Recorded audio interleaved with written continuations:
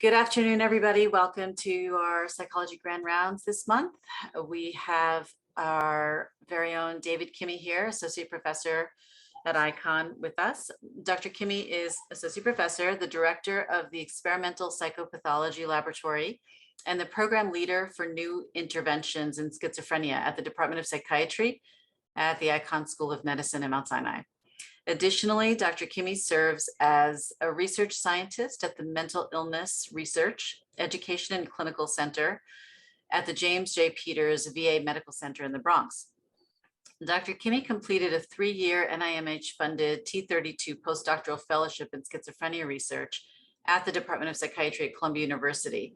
During this period, he also served as a Beck Institute scholar at the Beck Institute for Cognitive Behavior Therapy. Following his postdoctoral training, he joined the Department of Psychiatry at Columbia University and the New York State Psychiatric Institute, serving as faculty for 12 years before joining Mount Sinai and Mirek. Dr. Kimhy's research funding includes grants from the National Institute of Mental Health, the Brain and Behavior Research Foundation, formerly NARSAD, as well as institutional funding. And we are delighted to have him here today to talk to us about emotion awareness and regulation in schizophrenia, social and clinical implications. Dr. Kimhy, welcome. Thank you. Let me just expand my presentation. Okay. Can you see my screen? Not yet, no. Okay, do I need to share it on my end? Yeah, Yes. I guess so. Okay. There we go. Here we go. Okay. Thank you very much for inviting me. Thank you for the kind presentation. So let's start with just my financial disclosures. I don't have any conflict of interest. All my funding is from NIMH at the present. And I'm going to talk about daily functioning in people with schizophrenia, especially social functioning, and why I think the emotional awareness and regulation are highly relevant to that. So just as a background for the non-schizophrenia researchers or clinician, as you may know, schizophrenia is associated with decreased level of daily functioning and disability. Therefore, it's representing a serious public health concern. And the effort to identify the determinants of why people with schizophrenia have poor daily functioning focus primarily on neurocognitive deficits. And overall, these studies have shown that neurocognition typically account anything from 20 to 40% of the functional outcome, leaving a substantial proportion of the various unaccounted for. And over the past 2 decades, increasingly researchers have looked at social cognition as a primary area to focus on functioning, in part due to a growing recognition of its impact on functional outcomes.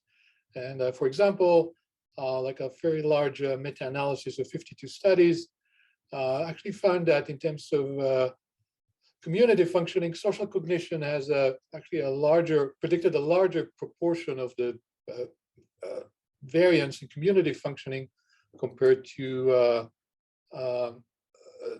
the neurocognition. Now, research into social cognition in schizophrenia has focused on a number of key domains: theory of mind, attribution, emotional perception in other people.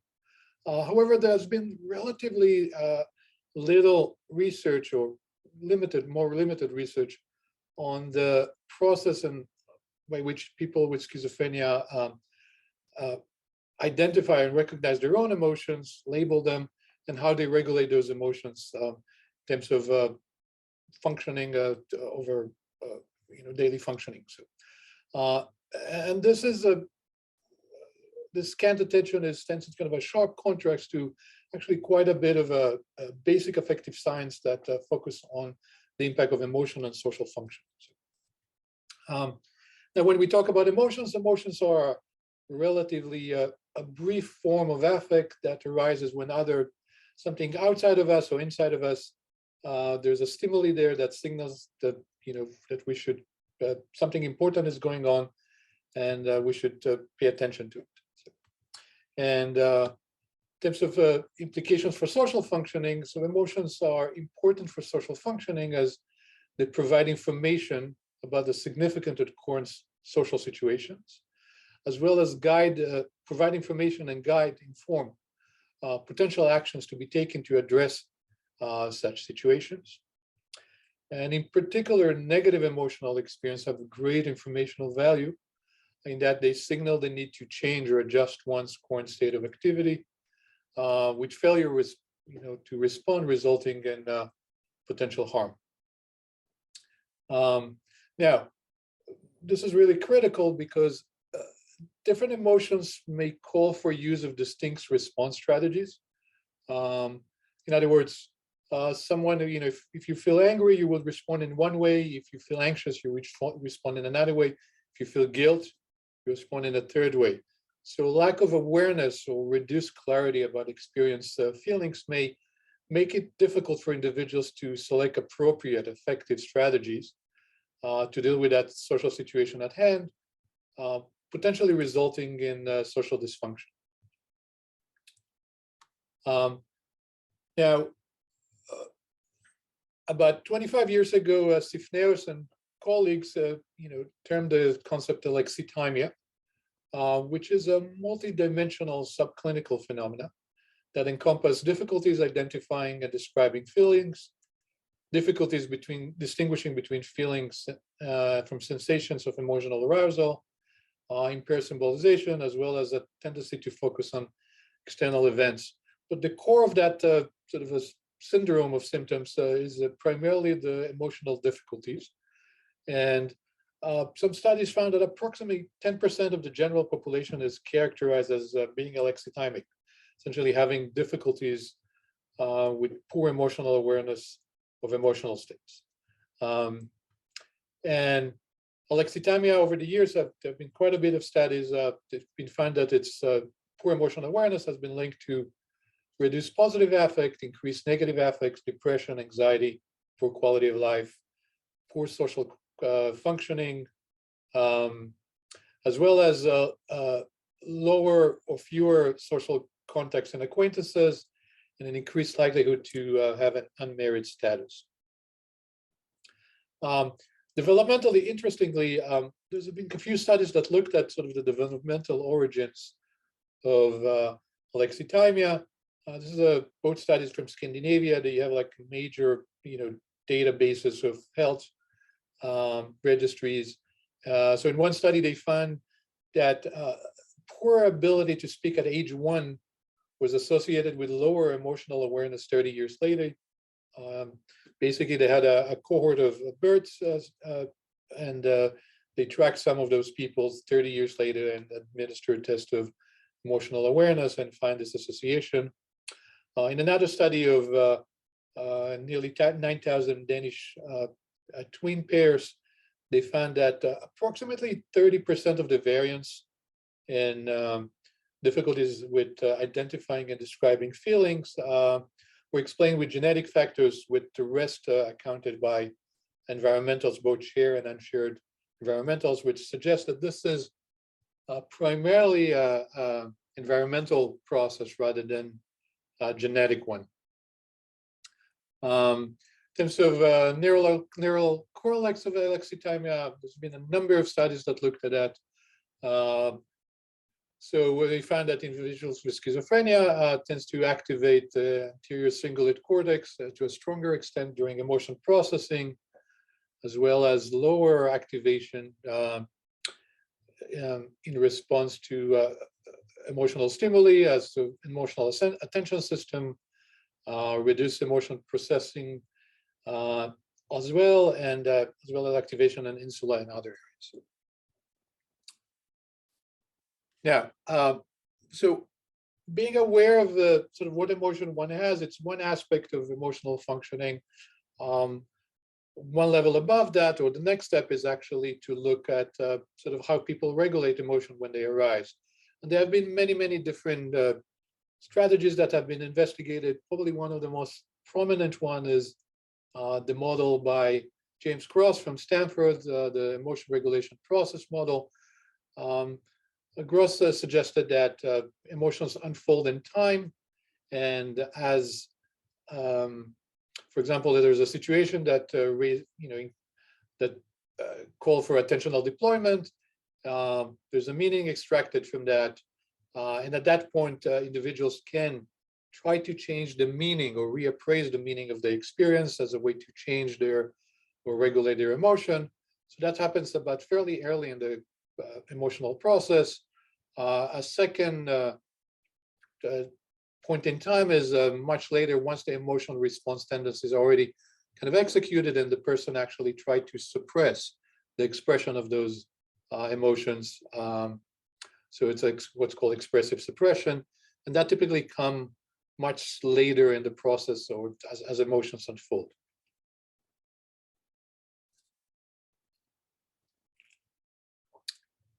Now, there's been extensive literature on looking at reappraisal and suppression. On non-clinical populations, increased use of reappraisal have been associated with enhanced social functioning, greater expression of positive emotion, lower expression of negative emotions, as well as higher quality of life. In contrast, expressive suppression has been linked to poor social functioning, lower social support, lower satisfaction, sense of closeness to others, greater expression of negative emotion, as well as decreased well-being. Now, so this is kind of like the basic background in terms of how emotional awareness and regulation work in sort of the general, sort of like a basic science approach to it. Now, transitioning to people with schizophrenia, one of the things we wanted to do is to actually look at how people with schizophrenia process emotions in the real world. There's been quite a few studies that looking at it, but we haven't had that much information about how that process goes in the real world. So we designed a study. This is a few years back. We provided participants with smartphones, and the smartphones were programmed to beep a number of times throughout the day. So you can see sort of the timeline at the bottom here at random times, about every couple of hours or so over several days. And as part of each time there was when the time came, there was a beep asking participants to complete a brief questionnaire about what's going on with them at that time, including their emotional experience. The questionnaires had three different parts. There was asking about the current experience, so asking them to describe in a few words, just type into the screen what's going on with them right now. What were they thinking? What are they feeling? Sort of, it's kind of an open-ended question. They also asked them to rate their on a sliding scale of their various emotions, so fear, happiness, sadness, etc. The second part of the questionnaire was about asking about a recent positive experience since the previous beep. So if this was the 11:12 a.m.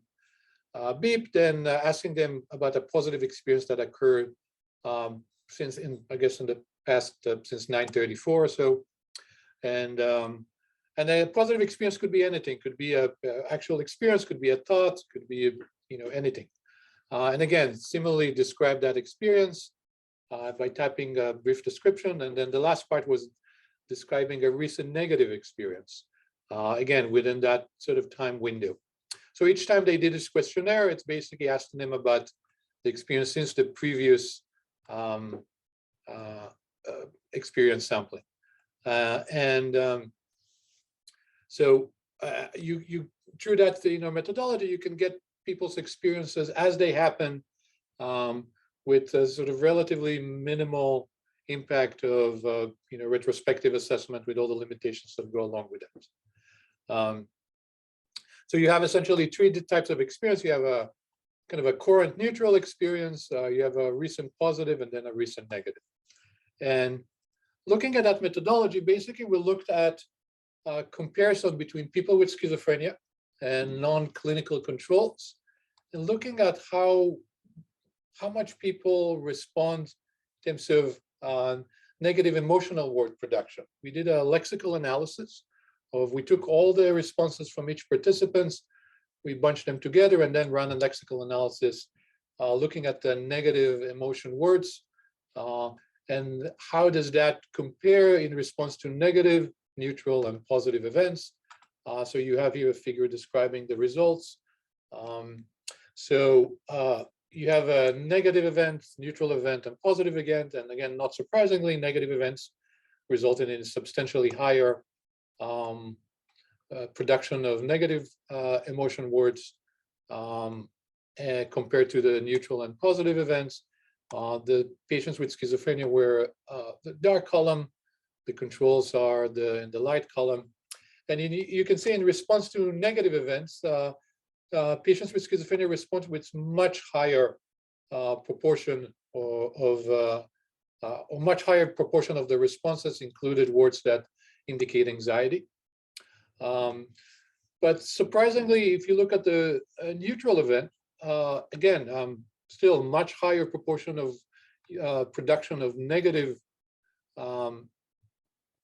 words, negative emotion words, including anxiety and sadness, in response to neutral event. And probably the most surprising part is even in response to positive events, but both participants groups were asked to respond. People with schizophrenia respond with much significantly higher anger words, degree of anger words, and almost approaching significant for sadness words. So we can see there's an ability to describe experiences, describe emotional experiences as it's a somewhat off in individuals with schizophrenia. And over the past 10 years or so, we were trying to understand sort of what's the source of that. So looking at emotion awareness and regulation in people with schizophrenia. One study, we just did a comparison of looking at social functioning, emotion regulation, and emotion awareness in people with schizophrenia. And as you can see, not surprising there, social functioning, this is a use of a provision of a social relationship scale, which is a measure of indexing people's experiences of, with relationship with family and friends. In this case, a higher score are much worse. So you can see there's quite a bit of a difference. The Cohen's D is, quite large. Now, if you look at emotional awareness, so again, difficulties identifying feelings, difficulty describing feelings. Again, this is higher score indicate worse, more difficulties identifying and describing feelings. So not surprising here again that people with schizophrenia show substantially difference even when controlled for age. And again, the effect size is quite large. So this is a study of comparing 44 people with schizophrenia and 20 healthy controls.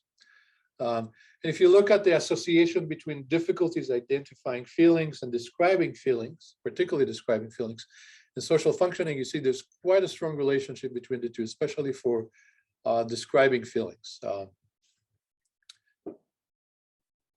Moving over, and so this notion of significant differences between people with schizophrenia and healthy controls, this is not unique to our study. There's been a meta-analysis. This is our study included there, the third from the top. And generally, they find a large effect size for a difference between individuals with schizophrenia and healthy controls. Moving to emotion regulation, again, here we assess this by the emotion regulation questionnaire developed by James Cross, and looking at reappraisal and suppression as those two strategies. And again, significant, so moderate to large effect size in terms of difference. People with schizophrenia had lower reappraisal and then higher suppression, significantly on both terms. And again, not surprised there. So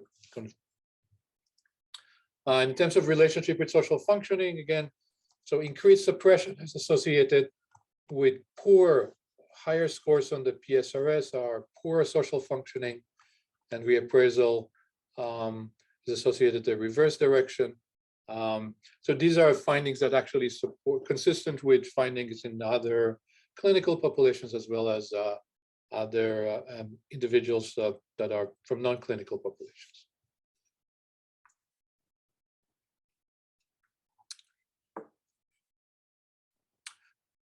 Now, one of the challenges of measuring emotional awareness is that most of the studies to date use self-reports. Probably one of the most common one, a popular one is the Toronto Alexithymia scale, which is a 20-item self-report scale. It's fairly brief, takes about 10 minutes to complete. You have here some examples of some of the items. I'm often confused about what emotions I'm feeling. People, again, have to indicate it on using a 5-point Likert scale. When I'm upset, I don't know if I'm sad, frightened, or angry. It is difficult for me to find the right words for my feelings. And then I'm often puzzled by sensations in my body. And one of the challenges of that is, again, I mean, self-report is essentially you measuring here the degree to which someone is aware that they have difficulties with their emotion. And especially with people with schizophrenia, that may have poor insight compared to other populations, healthy and otherwise. That may be somewhat of a challenge. So even though the results are actually kind of quite strong, so we were thinking about a way to try to kind of overcome this limitation, and using kind of a more quantitative way to do that. So the way we went about doing that is trying to focus on emotional granularity, which is the emotional granularity is a concept suggested by Lisa Feldman Barrett, who indicate the degree to which individuals differentiate among emotional states and represent them with precision and specificity. So, for example, a high emotional granularity would be, I feel irritated. On the other hand, a low granularity would be, I feel bad. Bad, it's kind of an umbrella concept that can encompass irritated, but also can encompass, sad, I feel, anxious, I feel. So it's a less precise measure. And you can, when you measure emotional granularity, you can look at to what degree two distinct emotions actually tend to come up at the same time.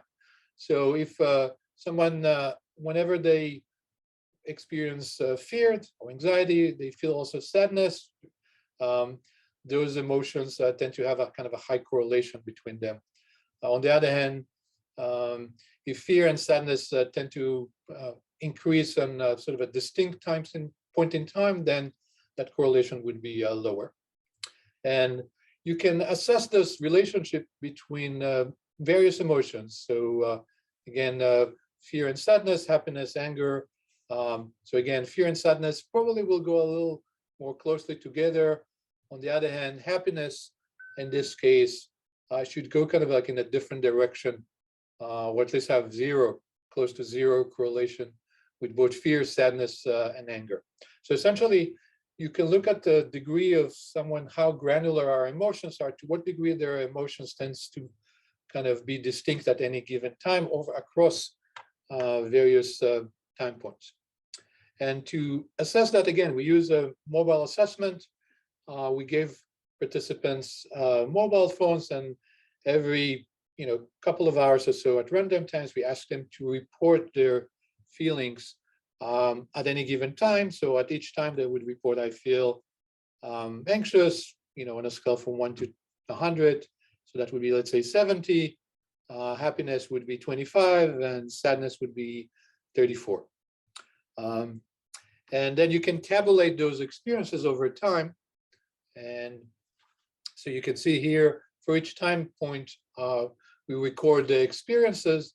And then using that, we can actually look at the correlations between various emotions across time. So if you're looking, so we created what we call the emotional granularity index. So you look at the correlations here between sad and happy over time, sad and angry, sad and anxious, angry and happy, etc. We divided by 6, the 6 options there. There are 4 emotions. And for conceptual clarity, we multiplied by minus 100. So higher granularity would be better. And so it allows essentially to look at various people, sort of like to what degree their emotions tend to be distinct at any given time, or their ability to to distinguish between them. So, now we looked at that and we tried to connect it to see the association with this emotional granularity index to measures of social functioning. So we looked at three measures: a self-report measure, which is the PSRS, an interview. This is from the scale of assessment of negative symptoms. One of the items asked about social functioning.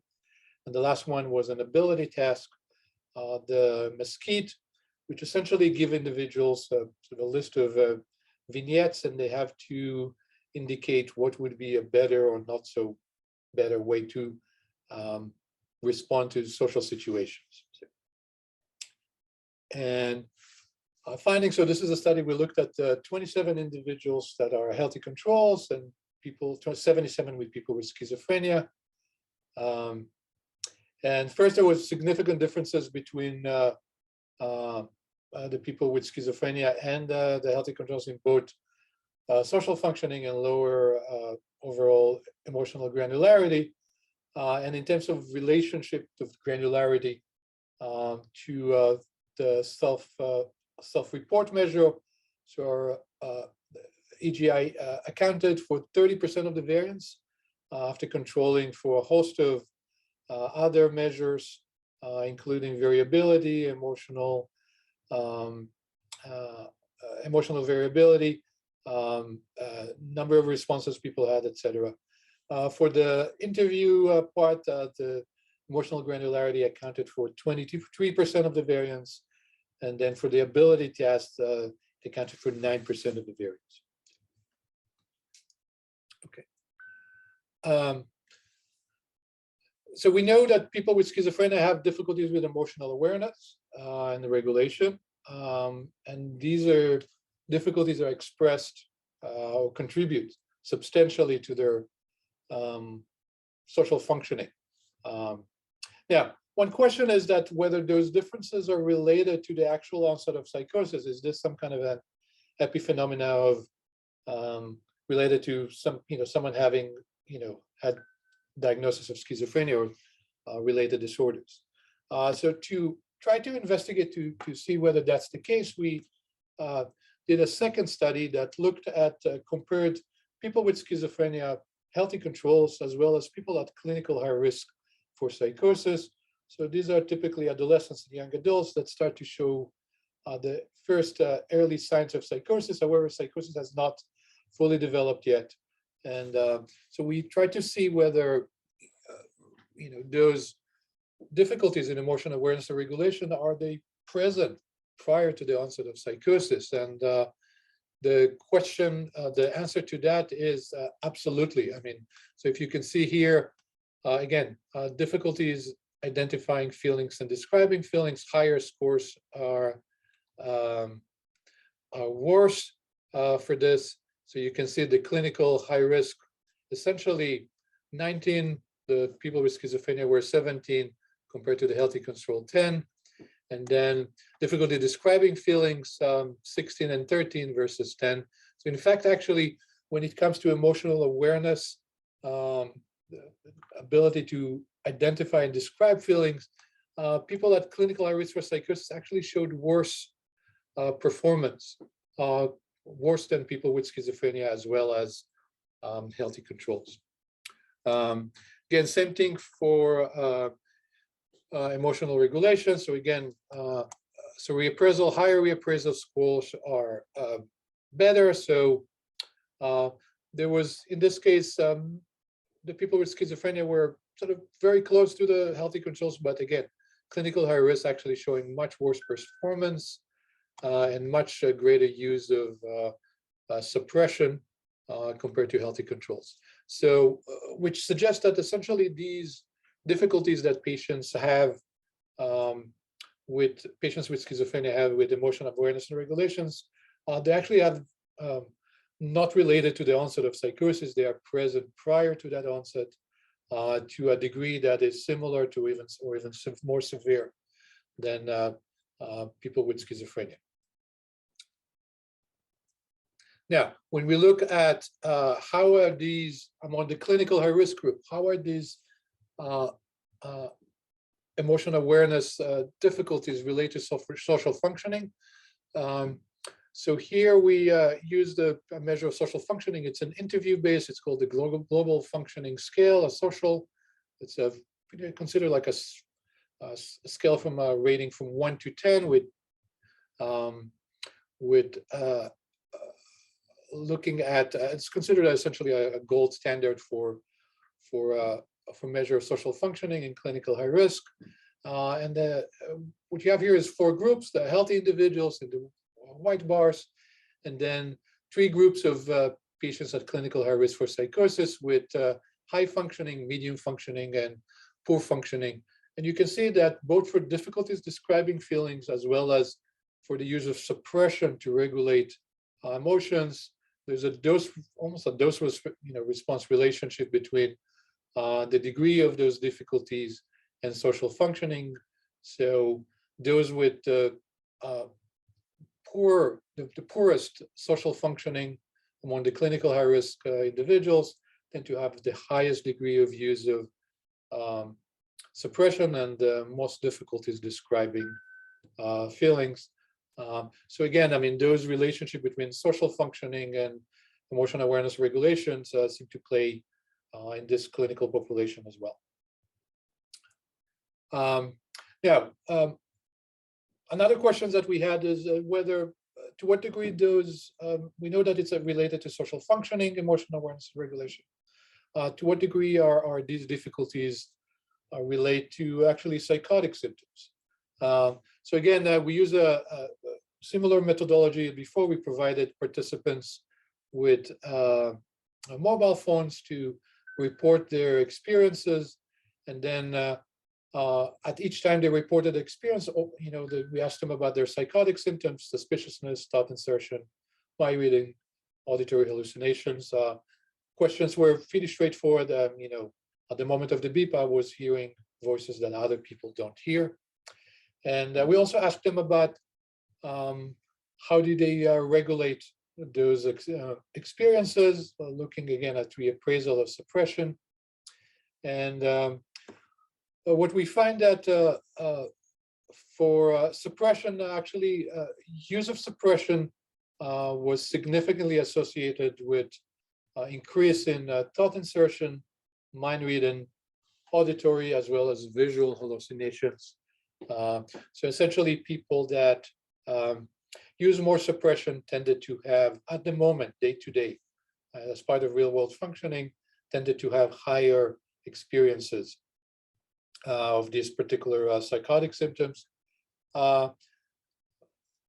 Surprisingly, also, use of reappraisal actually was also associated with symptoms. So reappraisal was associated with increase in suspiciousness, as well as increase in Schneiderian symptoms, thought insertion, and mind reading, which suggests that patients may be trying to reappraise their experiences, but they're not very good at it. So as a result, their experiences really result in increase in this particular psychotic symptoms.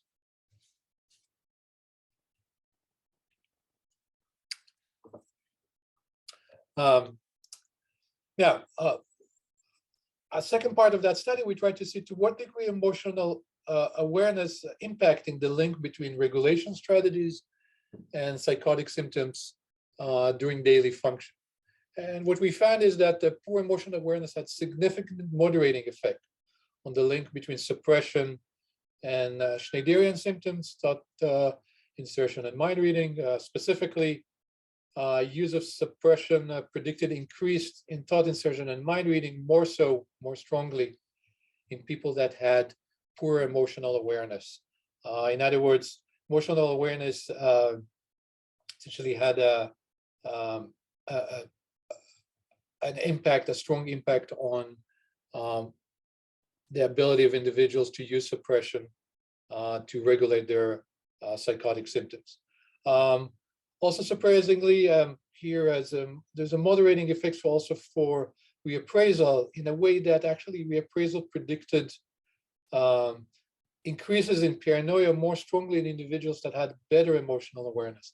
In other words, for people with paranoia, they definitely try to use it indicates that they definitely try to use reappraisal to think about their paranoid experiences. However, they're not, again, this experience is not very effective in terms of downregulating the psychotic symptoms. Okay, so thinking about sort of treatment implications for this. So we know poor emotional awareness and regulation are pervasive in people with schizophrenia. Also, this is a common phenomenon in other clinical populations, patients with OCD, patients with depression, PTSD as well. So this is not unique to people with schizophrenia. I think it's just tend to be more severe in this population. But in terms of treatment implications, so as part of psychotherapy, I think a part of initial evaluation, much of history and symptoms, etc., I think it would be useful to have a determination of patients' abilities to independently identify and describe their emotional states. And the focus here is on independently. In other words, see whether patients can produce and label their own emotions in a meaningful way, and sort of come up with their own labels for their experience rather than asking them, do you feel sad? And they kind of confirm, because that's a much easier cognitive task than kind of have to come up with your own sort of label for the experience. And for those patients that display difficulties in these areas, which is the vast majority of people with schizophrenia, so one thing you want to do is provide the psychoeducation about emotions. I mean, I tend to think about emotions as a sort of an infrastructure, as like a necessary but not sufficient for functioning. And if you don't have it, you're not going to function well. If you have it, you may function well, but also there's additional building blocks that needed there. And for those individuals, again, that have displaying these difficulties, early phases of psychotherapy may need to be involving helping patients to identify and describe their emotions. And just an example of that is trying to help patients differentiate between emotions, thoughts, and behaviors. A common experience that I have with patients, I see almost exclusively people with schizophrenia as part of the faculty practice. And when you ask people about their experience for something that negative happened to them, they will tell you something like, I thought I'm going to die, or which is, again, it's a thought. Or I felt like running out of a room, which is a behavior. So usually my response to that is, that's a thought. How did you feel?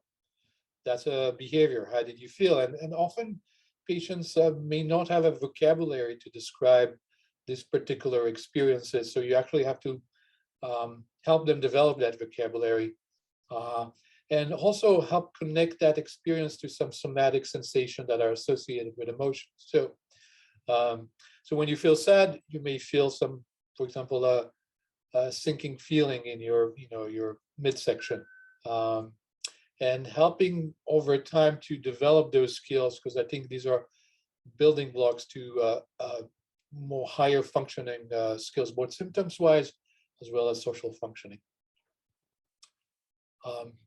Now, in particular, the connection to the somatic experience, there's recently very interesting studies that looking at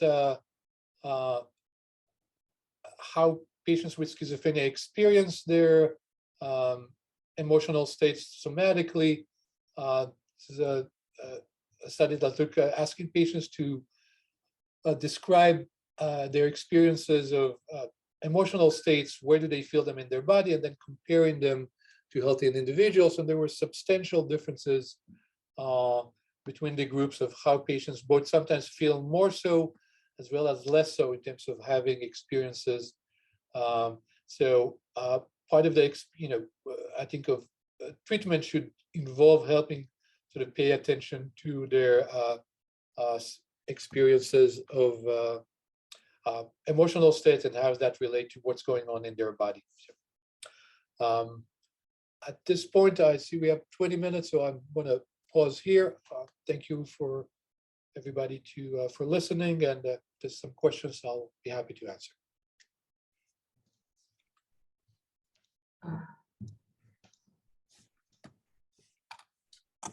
Should I stop my share? Yeah. Yeah. Yes, David. Hello, everyone.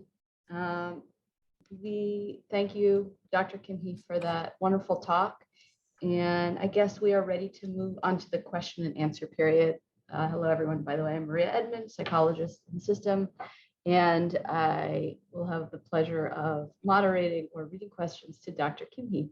So it looks like, just as a reminder, and this is in the chat, if you do have a question, please enter it into the Q&A section after we answer written questions. If you'd like to ask a question out loud with audio only, you can raise your hand and we will call on you to do so.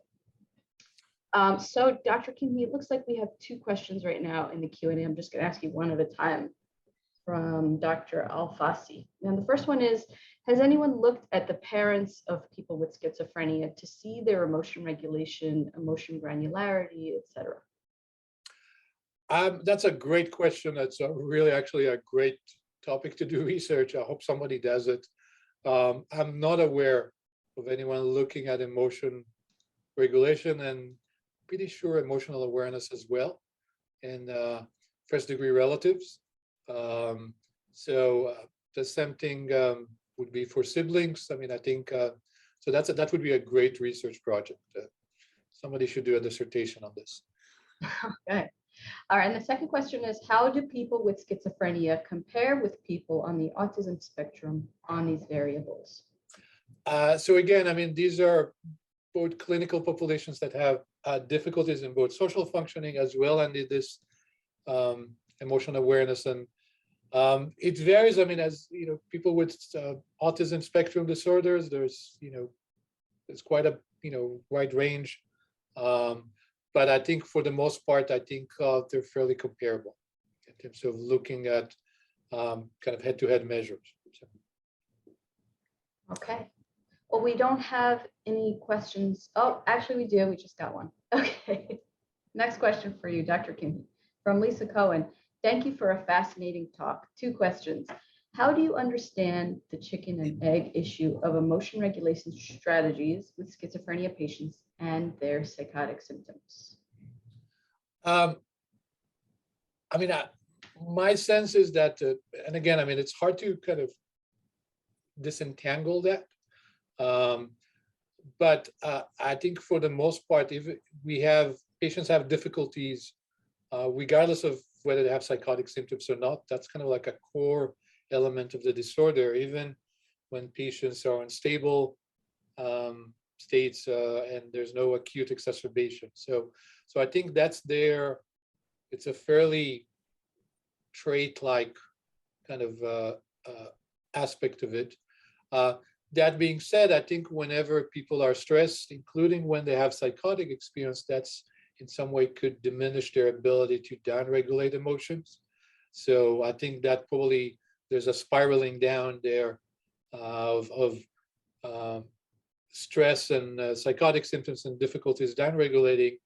And I think at least conceptually, clinically, in a psychotherapy, I mean, I think when psychosis tend to, for many patients, be cyclical. They have a stable period, and then there's an acute exacerbation, and then a stable period again. It's like whenever there is a ramp up of symptoms, I think you want to try to help them downregulate that stress. And I think you can at least conceptually look at exacerbation of symptoms as a failure or a lack of success to downregulate that stress, which result in increase in psychotic symptomology. So. Okay, next one also from Dr. Cohen. Might patients with more severe hallucinations or paranoia try harder to use reappraisal strategies? Yes, so again, I mean, I think the more severe the psychotic experience, the more the kind of the cognitive load. And it's, there are some studies that looked at it. I'm not aware that there is that looking that they're showing that they try harder. But one thing is, again, that they're not successful. And I think part of intervention strategies like, CBT for psychosis essentially focus on that particular experience and try to kind of help patients reappraise their experience rather than it's kind of a more of a reality-based experience rather than a psychotic experience. So thinking about the voices that you hear, it's not the FBI installed microchips in your wall. It's probably you hear the neighbor from the next door, or this is the experience that you hear as part of your voices that you have. And again, that's a way to reappraise and change the meaning of the experience. In both cases, the patient may still hear the same thing. It's just what you make out of that experience, I think, would determine how stressed you are. And if you think the FBI is after you, naturally you'll be very much more stressed than thinking it's your neighbor or this is some weird thing that your brain does. Do you know of any literature using projective tests such as the Rorschach and Alexithymia? I am not aware of that. I'm not familiar. It's been many, many years since I administered a Rorschach, so I'm not up to date on the literature on that. So. Okay. Well, I think we have a couple of folks who have raised their hands. So we're going to go to Jessica Rentz first. And Jessica, I'm going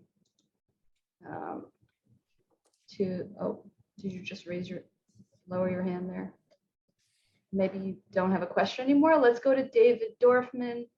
I'm going to allow you to speak. If I can figure out how. Oh, here we go. Okay, David, you are on.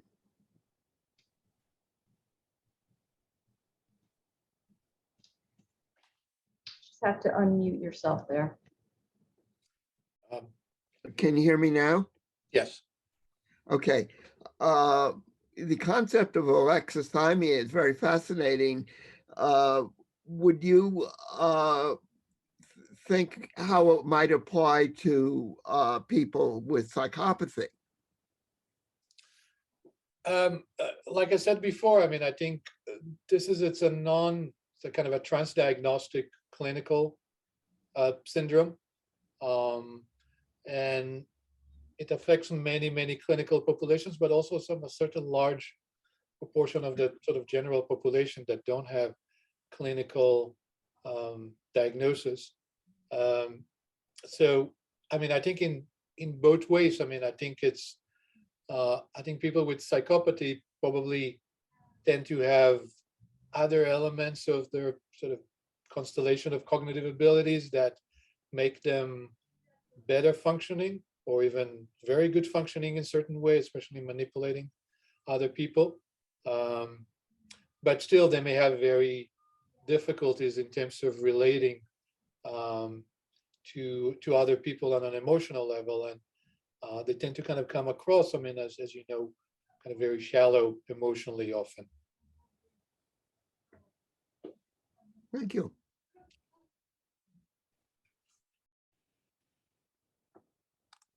Sorry about that. Thank you for that, David. We've got a couple more written questions for you, Dr. Kimhy.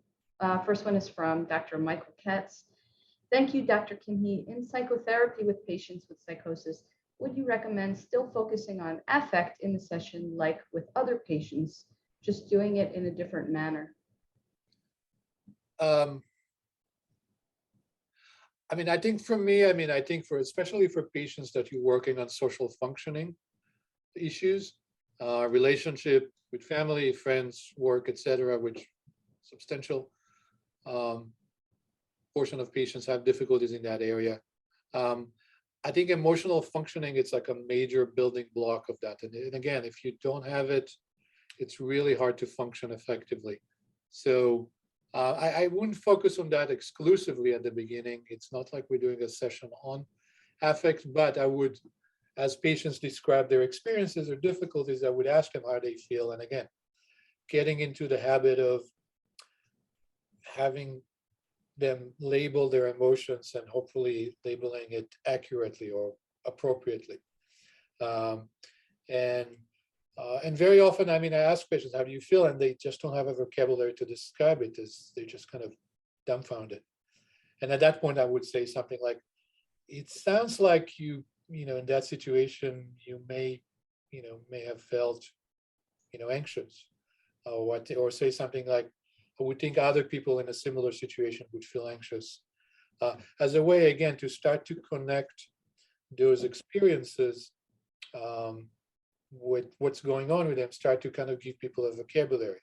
So I wouldn't be sure sort of what you mean by other ways, but that's kind of what I typically do and what I find helpful with patients. And it's not unusual to spend the first anything from 2, 3, 4 months focusing on that before kind of starting to move to a little bit more higher order elements of functioning. Thanks for that, Dr. Kimhy. We have another question from Martha Sparks. Would emotional regulation be a viable way to differentially diagnose schizophrenia versus other psychotic disorders such as substance-induced psychosis? I'm not aware of studies that looked at it. However, impressionally, I mean, I would think people with schizoaffective disorders tend to have better emotional awareness and regulation compared to schizophrenia. And they also tend to have slightly better social functioning as well. So I think kind of those go hand to hand. As far as substance use disorders, so substance-related psychosis, that's I'm not aware of any studies that looking at it. Again, that would be a great way to kind of look to see to what degree emotional awareness and regulation differentiate across the psychosis spectrum disorders. If anyone else has a question, please feel free to ask now. We have a couple more minutes for this.